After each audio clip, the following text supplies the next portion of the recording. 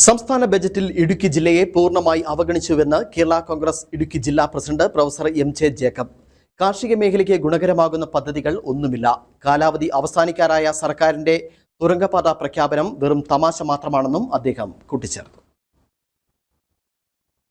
ഇടുക്കി ജില്ലയിലെ ജനങ്ങളെ സംബന്ധിച്ചിടത്തോളം ഈ ബഡ്ജറ്റ് യാതൊരു ഗുണവും ചെയ്യുന്നില്ല. ഒരു രാഷ്ട്രീയ പ്രസംഗമായിട്ട് മാത്രമേ ഈ ബഡ്ജറ്റിനെ കണക്കാക്കാൻ പറ്റൂ. കട്ടപ്പനയിൽ നിന്ന് തേനിക്ക് തുരങ്കപാത ഉണ്ടാക്കുന്നതിന് വേണ്ടി 10 കോടി രൂപ പഠനത്തിന് വേണ്ടി മാറ്റിവെച്ചിരിക്കുന്നു എന്ന് പറഞ്ഞു. ഒരു തമാശയായിട്ട് നമുക്കതിനെ കാണാൻ പറ്റുള്ളൂ. 1 മാസം മാത്രം കാലാവധിയുള്ള ഒരു ഗവൺമെൻറ് ആ ഗവൺമെൻറ്റിൻ്റെ അധികാര പരിധിയിൽ നിൽക്കാത്ത ഒരു കാര്യമാണ് പറഞ്ഞിരിക്കുന്നത്.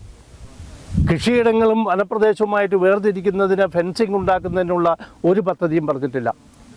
കിടങ്ങുകൾ ഉണ്ടാക്കുന്നതിനുള്ള ഒരു പദ്ധതിയും പറഞ്ഞിട്ടില്ല. അങ്ങനെ ഈ നാടിൻ്റെ സമഗ്ര വികസനത്തിന് സാധ്യമാകുന്ന പദ്ധതികളൊന്നും ഈ ബഡ്ജറ്റിൽ പറഞ്ഞിട്ടില്ല. നമ്മുടെ ഈ ജില്ലയിൽ നിന്നുള്ള ഏറ്റവും പ്രത്യേകിച്ച് ഹൈറേഞ്ച് മേഖലയിൽ നിന്നുള്ള പ്രശ്നം എന്താണ്? കൃഷിക്കാർ വർഷങ്ങളായിട്ട് ഈ മേഖലയിൽ താമസിക്കുന്നവരെല്ലാം ഇവിടെ നിന്ന് പയ്യെ കുടിയിറങ്ങിക്കൊണ്ടിരിക്കുകയാണ്.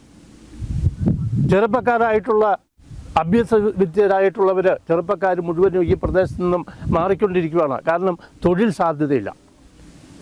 ആ തൊഴിൽ സാധ്യതയില്ലാത്ത ഒരു പ്രദേശത്തെ അല്ലെങ്കിൽ ജനവിഭാഗത്തിന് അതിന് ആവശ്യമായിട്ടുള്ള സൗകര്യങ്ങൾ ഉണ്ടാക്കി കൊടുക്കുന്നതിനുള്ള ഒരു പദ്ധതിയെങ്കിലും ഇവിടെ നിർദ്ദേശിച്ചിട്ടുണ്ട്. ടൂറിസം മേഖലയുമായിട്ട് ബന്ധപ്പെട്ട് ടൂറിസം മേഖലയുമായിട്ട് അടിസ്ഥാനപരമായിട്ട് കേരളത്തിൽ ഇന്ത്യയിൽ തന്നെ ഏറ്റവും കൂടുതൽ അനന്ത സാധ്യതയുള്ള ഇടുക്കി ജില്ലയ്ക്ക് പുതിയ പദ്ധതികളൊന്നും കാര്യമായിട്ട് പറഞ്ഞിട്ടില്ല.